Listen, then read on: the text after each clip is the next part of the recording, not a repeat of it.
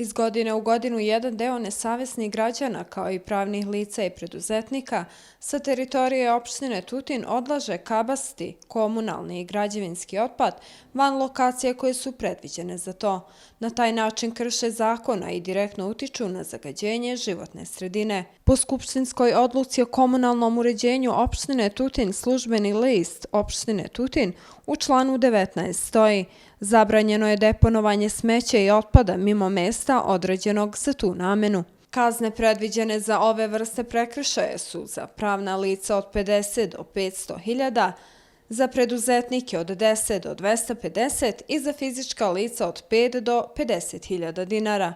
I zato još jednom pozivamo sva pravna lica, preduzetnike i građane opštine Tutin da se u slučaju da posjeduju veće količine kabastog, komunalnog ili građevinskog otpada obrate komunalnom preduzeću Gradac, Tutin ili komunalnoj inspekciji, gde će im se ponuditi najefikasniji način rješavanja njihovog problema, a i na taj način će se izbeći eventualno kažnjavanje od strane nadležne komunalne inspekcije, stoji u saopštenju opštinske komunalne inspekcije.